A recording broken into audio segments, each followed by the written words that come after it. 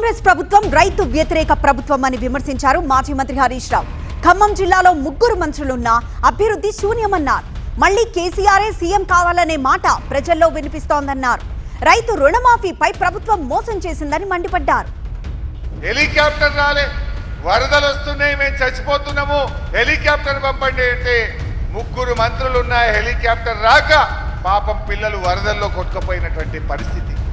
ఈ రకంగా ఈ మంత్రులు ఈ జిల్లాను వదిలేసిండ్రు. తమ ఖజానా, తమ ఆస్తులు పెంచుకునే పనిలో పడ్డారు. బట్టి గారేమో కమిషన్లు, వీరేమో పొంగులేటి గారేమో భూములు, ఇవాళ తుమ్మల గారేమో ఆయన వేరే లోకమిగా ఎవరి లోకంలో వాళ్ళే పడ్డారు. ఇవాళ ఈ ఖమ్మం జిల్లాను మర్చిపోయింది. ఇవాళ విద్యాశాఖ మంత్రిగా ప్రైవేట్ స్కూళ్లలో ఫీజుల నియంత్రణ చేయడంలో రేవంత్ రెడ్డి ఫెయిల్ అయిపోయింది. మున్సిపల్ మంత్రిగా పారిశుద్ధ్య నిర్వహణలో దోమల బెడద నుంచి ప్రజల్ని కాపాడడంలో రేవంత్ రెడ్డి ఫెయిల్ అయిపోయింది. హోంశాఖ మంత్రిగా శాంతి భద్రతలు కాపాడడంలో, ఆడపిల్లల మీద అత్యాచారాలు జరగకుండా నిరోధించడంలో రేవంత్ రెడ్డి హోంమంత్రిగా కూడా ఫెయిల్ అయిపోయింది. కానీ ఒక్క దాంట్లో పాస్ అయ్యింది, ఢిల్లీకి సంచులు మోసే శాఖ, అందులో మాత్రం పాస్ అయ్యింది.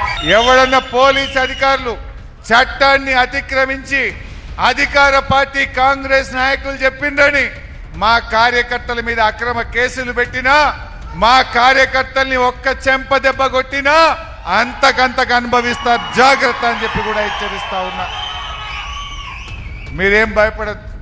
పోయినసారి అంటే కొత్త రాష్ట్రం తెలంగాణ కొత్తగా వచ్చిందని ఎంతసేపు పని మీద పడ్డాం. ఈ తాప పని చేస్తాం, మన కార్యకర్తల్ని ఇబ్బంది పెట్టిన వాళ్ళ భర్తం కూడా భర్తామని చెప్పి మాట ఇస్తా ఉన్నాం. ఇవాళ ప్రజలు ఒకటే కోరుకుంటున్నారు, మాకు ఈ స్కాముల ప్రభుత్వం పోవాలి, మళ్ళా స్కీముల ప్రభుత్వం రావాలి, కేసీఆర్ ప్రభుత్వం రావాలి అంటున్నారు. రేవంత్ రెడ్డి పాలనలో స్కామ్లకేం కొదవలేదు, ఫుల్ స్కామ్లే. సింగరేణి బొగ్గులో స్కామ్, హ్యామ్ రోడ్లలో స్కామ్, బ్రీవరీలో స్కామ్, విద్యుత్ కుంభకోణం. ఒక్క కుంభకోణం కాదు, చదివితే 100 కుంభకోణాలు ఉన్నాయి. స్కీములు